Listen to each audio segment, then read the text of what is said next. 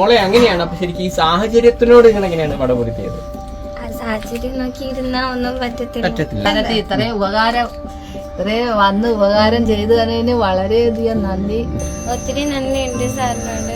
നമസ്കാരം, ഞാൻ സന്തോഷം വേണ്ടിയിട്ടാണ്. ഇപ്പോൾ കോഴിക്കോട് നിന്ന് നമ്മൾ നിൽക്കുന്നത് കൊല്ലം ജില്ലയിലെ കടയ്ക്കൽ എന്ന സ്ഥലത്താണ്. അപ്പോൾ ഇവിടെ ആര്യ എന്ന് പറഞ്ഞൊരു കുട്ടിയുടെ ചില വിഷമങ്ങളൊക്കെ ഒന്ന് മനസ്സിലാക്കാമെന്ന് കരുതിയിട്ടാണ്. അപ്പോൾ എന്താണ്, SLCയിൽ എല്ലാ വിഷയത്തിലും A+ ആണ് കിട്ടിയിരിക്കുന്നത്. അപ്പൊ ഇതിപ്പോ ഏത് സമയത്ത് ഒഴിഞ്ഞു കൊടുക്കേണ്ട അവസ്ഥയുണ്ടോ? അവര് ഈ കൂട്ടപ്രമാണം കിടക്കുന്നോണ്ട് നമുക്ക് 2 സെന്റ് ആയതുകൊണ്ട് ഇത് ഈ ബാത്റൂമും കക്കൂസും ഇല്ല. ഇവര് അച്ഛൻ മരിച്ചോണ്ട് രാത്രിയൊന്നും പോവാക്കൂല, പന്നി ശല്യമൊക്കെയാണ്. അമ്മ ഞാൻ പറഞ്ഞത് നമുക്കൊക്കെ പരിമിതികളുണ്ട്. എന്നാലും ഒരു 3 സെന്റ് സ്ഥലം നിങ്ങൾ എവിടേക്ക് നോക്കി വെക്കുകയും അതിനിപ്പോ ഇത്രയാണ് ഏറ്റവും ചുരുങ്ങിയ ലെവലില് ഞാൻ പറയും. അതിനെന്തെങ്കിലും വഴിയുണ്ടോ എന്ന് നോക്കുമ്പോൾ ആളുകൾ എന്തെങ്കിലും നമുക്ക് അതിനെന്തെങ്കിലും ചെയ്യാം. അപ്പൊ ഞാൻ പറഞ്ഞ എന്താണോ നമുക്ക് സാധനങ്ങളാണ് ഞാൻ മേടിച്ചു കൊടുക്കുന്നത്. അപ്പൊ അടിയന്തരമായിട്ട് എന്തൊക്കെയാ ഞാൻ വാങ്ങിച്ചിട്ടുണ്ട്? അലമാര, ആയിക്കോട്ടെ, അലമാറയും മെത്തി. മനസ്സിലായി. ആ വിഷയം എന്നത്തോടെ തീർന്നു. അലമാറയും മെത്തി. പിന്നെന്താ, ടാർപ്പായ എത്ര ഇതിന്റെ വരിക? എത്രേന്റെ വേണ്ട? ടാർപ്പായ ചുമ്മാ അതിന് മുകളിലിടാൻ, മണ്ടേല് വലിച്ചു കെട്ടാനേ. ഏറ്റവും വലിയ ആൾക്കാർ ഇത് കണ്ടിട്ട് വന്നില്ല, അപ്പൊ ഇദ്ദേഹമെങ്കിലും വന്നല്ലോ. അതാണ് ഞാൻ പിന്നെ നേരത്തെ ഇവിടെ ഇതെല്ലാം പൊട്ടിയിരിക്കുക. പിന്നില്ലേ 1.88. ഇവിടെ എന്താ ഷീറ്റ് ഉണ്ടോ ചെറുതായിട്ടെങ്കിലും? അല്ല, അതാ ഞാൻ പറഞ്ഞത്. ഇപ്പോ സന്തോഷ് പണ്ഡിറ്റ് നമ്മളിപ്പോ നമ്മുടെ വർഷം ഒരു സിനിമ ഇറങ്ങുന്നുള്ളൂ മോളെ. അപ്പൊ നമുക്ക് അതിന് കിട്ടുന്ന ഒരു ചെറിയ വരുമാനം എടുത്താൽ എല്ലാ കളിയും ചെയ്യുന്നുണ്ടല്ലോ. പിന്നെ ആകെ ഞാൻ ചെയ്യുന്നതിലുള്ളൊരു കാര്യം, എന്ത് കാര്യമായാലും ഒരാളിപ്പോ എന്നോട് ഒരു ചേട്ടാ ഒരു 5 രൂപ തരും, എന്തിനാണല്ല ഇതേപോലെ പലരിൽ നിന്ന് കിട്ടിയ ഒരു ഭക്ഷണം എന്ന് പറഞ്ഞാൽ ഞാൻ പറയും ഞാൻ ഭക്ഷണം വാങ്ങിത്തരാം, 5 രൂപ തരില്ല. അല്ല, കഴിയുന്നതും ആൾക്ക് എന്താണോ ഇവര് സന്തോഷ് പണ്ഡിറ്റ് വരുന്നെന്ന് പറഞ്ഞാൽ ഞാൻ പറയും അദ്ദേഹം നല്ല മനുഷ്യന് ഒരുപാടൊന്നുമില്ലേ, എന്നാലും ഉള്ളത് അദ്ദേഹം കൊടുക്കുന്നുണ്ടല്ലോ. ഇല്ല, എന്നാ പിന്നെ ഒരു ബാഗ് മേടിക്കാം. സാർ ഇങ്ങനെ തോളത്തോട്ട് ഞാനിടുന്ന പോലത്തെ ഒരു ബാഗ്. അപ്പൊ ഒരു ബാഗ് മോളെ എങ്ങനെ നീ വേണം?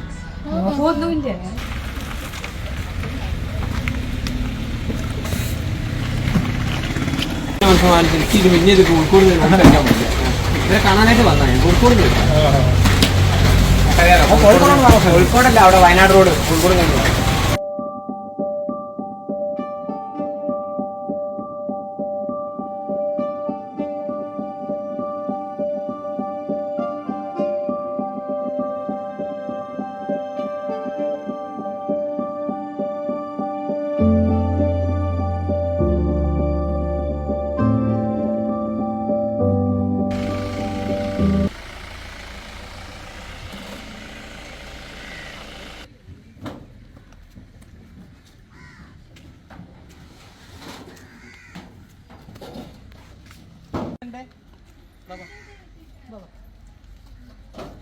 എവിടെയുണ്ട്?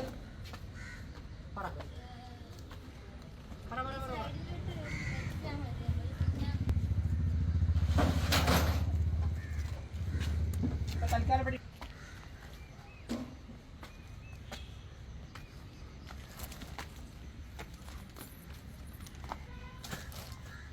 വെക്കാം നമുക്ക്.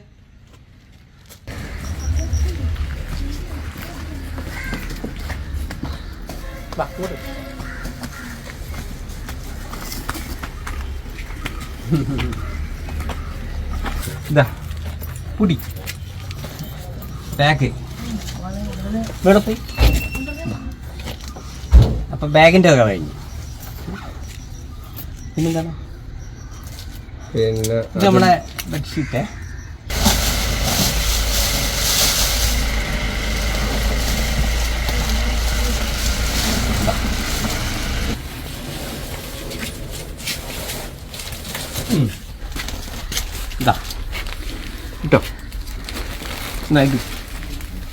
പിന്നെ സന്തോഷ് പണ്ട് അന്ന് ഈ താർപ്പയും ഈ സാധനങ്ങളും വാങ്ങിച്ചു തന്നതിന് വളരെയധികം നന്ദി പറയുന്നു. അപ്പൊ ശരിക്കും മഴ പെയ്യുമ്പോ നമുക്ക് ഇവിടെ ചോരുന്നു എന്നുള്ളതാണ് ഇവരെ പ്രശ്നല്ലേ? എങ്ങനെയായിട്ട് അപ്പൊ ശരിക്കും നിങ്ങൾ എങ്ങനെ ഇത്രയും കാലം ഇവിടെ അല്ല ഞാൻ പറയുന്നത്, അപ്പൊ ഇത്രയും കാലം നിങ്ങൾ എങ്ങനെയാണ് ഇവിടെ കിടന്നത് എന്നുള്ളത് വളരെ ദയനീയമായ ഒരു സിറ്റുവേഷൻ ആണ്. ഇപ്പൊ ഞാൻ ഇവിടെ കാണുമ്പോൾ 2 സെന്റ് അല്ലേ, 2 സെന്റ് സ്ഥലത്താണ് ചെയ്തിരിക്കുന്നത്. അപ്പൊ ഇത്രയും ദയനീയമായ ഒരു സിറ്റുവേഷനിൽ എങ്ങനെയാണ് നിങ്ങൾക്ക് എല്ലാത്തിലും A+ കിട്ടിക്കൊണ്ട് ഈ കുട്ടി വിജയിക്കുന്നു? പേര് ആര്യ എന്നല്ലേ പറഞ്ഞു, ആര്യ എന്ന് പറഞ്ഞ കുട്ടിയാണ്. മോളെ അങ്ങനെയാണ്. അപ്പൊ ശരിക്കും ഈ സാഹചര്യത്തിനോട് നിങ്ങൾ എങ്ങനെയാണ് പടപൊരുത്തിയത്? ആ സാഹചര്യം നോക്കിയിരുന്നാ ഒന്നും പറ്റത്തില്ല. എന്നെക്കാട്ടിയും കഷ്ടപ്പെടുന്നവര് കാണും. എനിക്ക് ഈ സ്ഥിതിയാണെങ്കിൽ ഇതിനെക്കാട്ടിയും കഷ്ടപ്പെടുന്ന കുട്ടികളുണ്ട്. ഞാൻ കണ്ടായിരുന്നു ന്യൂസില് ഫുൾ A+ വാങ്ങിച്ചവര്. അതേപോലെ തന്നെ എന്ത് സാഹചര്യം ഒന്നും പറഞ്ഞ് മാറി മാറി നിന്നാൽ നമുക്കൊന്നും നേടാൻ പറ്റില്ല. ഇതിനെക്കാട്ടിയും മോശമായ സ്ഥിതിയിൽ നിന്ന് വിജയിച്ച് മുമ്പോട്ട് വന്നവരുണ്ട്. പ്രത്യേകിച്ച് ഇന്നത്തെ കാലത്തില്ലേ വിദ്യാഭ്യാസം അല്ലേ അല്ലേ? നമ്മളിപ്പോ ഒരു ജോലിക്ക് പോവാണെങ്കിൽ നമ്മളോട് എന്താ ചോദിക്കുക?